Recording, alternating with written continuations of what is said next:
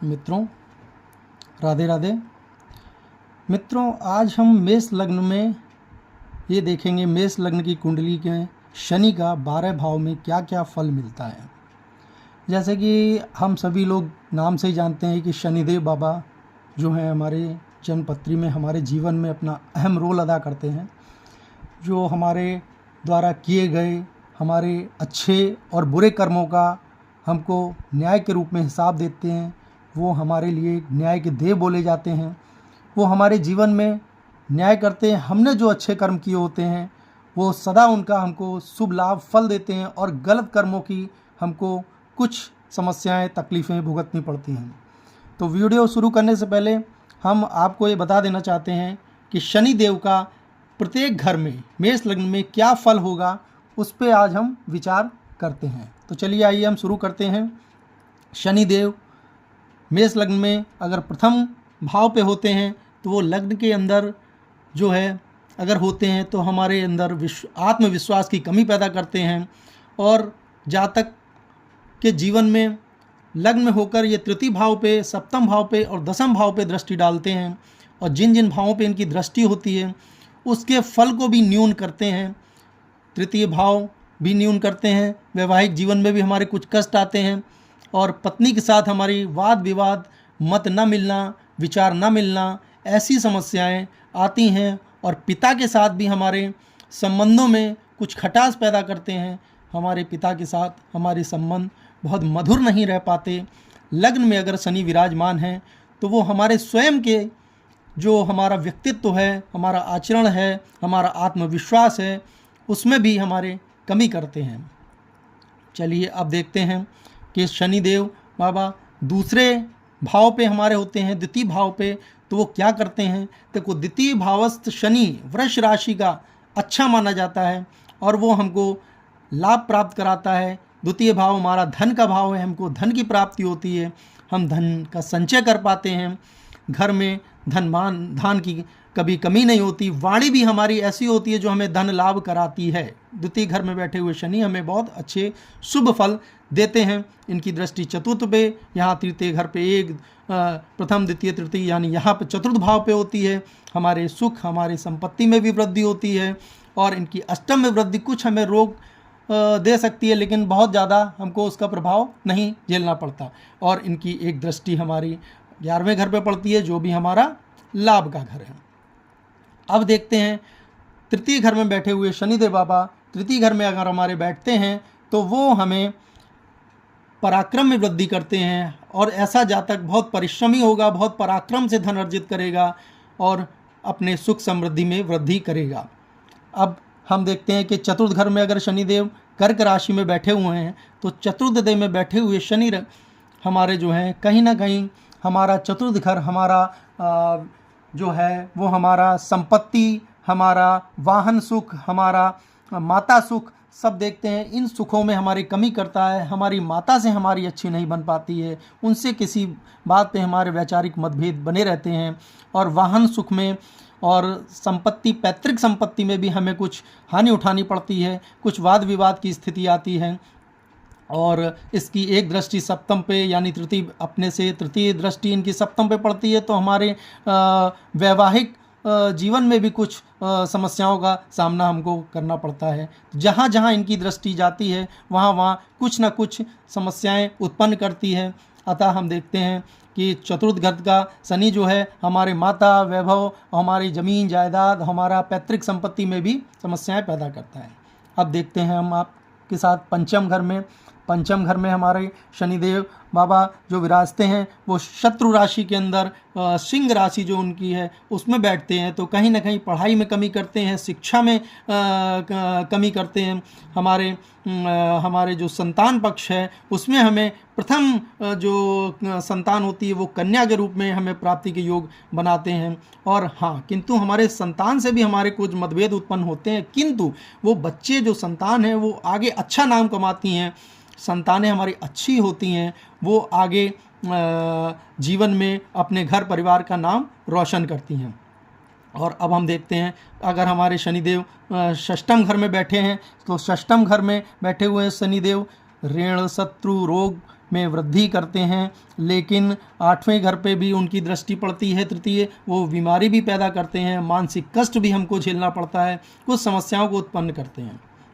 अब चलिए हम देखते हैं सप्तम घर पे बैठे देव शनिदेव। सप्तम घर पे जब हमें शनिदेव हमारे बैठते हैं तुला की राशि में तो बहुत अच्छा सुफल देते हैं। हमारी पत्नी, वैवाहिक हमारा जीवन बहुत सुंदर होता है, हमारी पत्नी बहुत अच्छी होती है।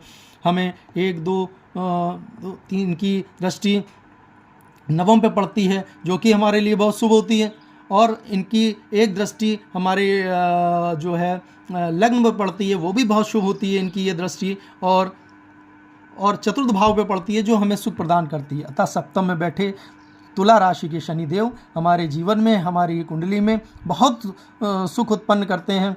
ये ऐसा व्यक्ति की पत्नी अच्छी होगी, ऐसे व्यक्ति के अगर कोई व्यवसाय में है तो उसका व्यवसाय अच्छा चलेगा, अगर वो पार्टनरशिप में व्यवसाय कर रहा है, साझेदारी में, तो उसकी साझेदारी अच्छी होगी और उसको कई तरह से लाभ हमारे जीवन में अर्जित होंगे। अब देखते हैं अष्टम घर में बैठे हुए शनिदेव। अष्टम भाव हमारे जीवन का मारक भाव है, हमारा अष्टम भाव अच्छा नहीं माना जाता। शनिदेव बैठे हैं, ये हमें मानसिक कष्ट और कुछ स्वास्थ्य के कष्ट, व्यापार में भी हमें कुछ दिक्कतें, पिता के सुख में भी प्रथम द्वितीय तृतीय दृष्टि इनके पिता सुख में भी कुछ कमी लाती है, और उसकी सप्तम दृष्टि हमारे धन भाव पे पड़ती है जो हमारे धन को भी नाश करती है। अतः इनकी अष्टम में बैठी हुई दृष्टि नहीं अच्छी होती है, हमारे जीवन में कुछ परेशानियों को उत्पन्न करती है।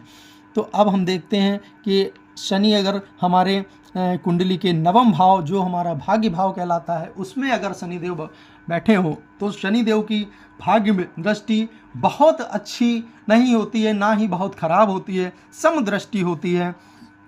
क्योंकि धनु राशि पर बैठे हैं, नवम भाव में बैठे हैं, तो मध्यम स्तर का हमको जीवन जीना पड़ता है। उनकी एक दृष्टि हमारे आय भाव पे होती है, कहीं ना कहीं हमारे आय में भी दिक्कतें होती हैं, और हमारी एक दृष्टि पराक्रम में होती है, हमारे भाई बहनों के सुख में भी कुछ कमी आती है। तो अतः इनकी दृष्टि जहाँ जहाँ पड़ती है वहाँ भी हमको मिश्रित फल ही देखने को मिलते हैं। अब हम देखते हैं दसम घर में बैठे हुए शनिदेव। दसम घर में जब शनिदेव अपनी ही राशि में मकर राशि में बैठते हैं तो स्वराशि में बड़े उच्च के हो जाते हैं। तो ऐसे शनिदेव हमारे जीवन में अपनी महादशा में आने पे बहुत ही सुंदर फल देते हैं। अगर शनिदेव की महादशा या दशा है, उनकी राशि अच्छी है, तो दशम भाव में ऐसे बैठे हुए स्वराशि के शनिदेव हमें धन, सम्मान, यश सब देंगे। व्यवसाय में भी ऐसा जातक बहुत आगे तरक्की करता है, उसका व्यवसाय छोटा नहीं अपितु बहुत ही अच्छा उच्च स्तर का व्यवसाय वो करता है जीवन में, और ऐसे व्यवसाय में कई लोग उसके साथी होते हैं और वो कई लोगों के ऊपर व्यवसाय करता है। उन लोगों की जीविका भी उस ऐसे ही जातक के कारण चलती है। ऐसा व्यक्ति बहुत बड़ा बिजनेसमैन, बहुत बड़ा व्यवसायी अपने जीवन में होता है। अब देखते हैं कि एकादश में बैठे हुए शनिदेव। एकादश में जब शनिदेव बैठते हैं तो ऐसे शनिदेव भी अपनी ही राशि कुंभ राशि में बैठे हैं, तो धन आय के भाव में बैठे हैं, तो आय में हमारी वृद्धि करते हैं। जब वो आय के भाव में बैठते हैं तो हमारे आय में वृद्धि होती है, हमें बड़े भाई से भी सुख प्राप्त होता है, हमें अपने दोस्तों से भी लाभ प्राप्त होता है, और इनकी अगर महादशा है तो उस महादशा में भी हमें शुभ लाभ प्राप्त होता है। और इनकी दृष्टि हमारे लग्न पे होती है, लग्न भी हमारा अच्छा करते हैं चूँकि ये अच्छे घर में बैठे हुए हैं और कुंभ राशि में बैठे हुए हैं। और इनकी एक दृष्टि हमारे सप्तम दृष्टि हमारे पुत्र भाव पंचम भाव में पड़ती है, पुत्र भाव और हमारे शिक्षा के भाव में पड़ती है, उसमें भी ये हमें उन्नति देते हैं। और ऐसे 11वें घर में बैठे हुए उच्च के शनि हमारे जीवन में हमें कई क्षेत्रों में सफलता देते हैं। अब हम देखते हैं 12वें घर में शनिदेव का आगमन होता है। अगर 12वें घर में बैठे हुए हैं शनिदेव मेष राशि की जन्मपत्री में, तो 12वें घर में बैठे हुए शनिदेव क्या करेंगे दोस्तों? 12वें घर में अगर शनिदेव बैठते हैं तो खर्च बढ़ते हैं। ऐसे व्यक्ति का रोगों में या कुछ बीमारियों में, छोटी मोटी बहुत अधिक बड़ी बीमारियां नहीं, लेकिन कुछ छोटी बीमारियों में ऐसे व्यक्तियों का खर्च होता है। कुछ दुर्घटनाओं का भी से भी उनका चोटों पे भी खर्च होता है। ऐसे हमेशा खर्चे की संभावना बनी रहती है। ऐसा व्यक्ति के खर्च जीवन में निरंतर बढ़ते रहते हैं। उनकी एक दृष्टि द्वितीय भाव पे पड़ती है, तृतीय दृष्टि, तो इस दृष्टि से भी वो हमारे धन का कुछ नाश होता है। और उनकी एक दृष्टि हमारे शत्रु भाव पे पड़ती है, इस पे भी कुछ समस्याएं बढ़ती हैं।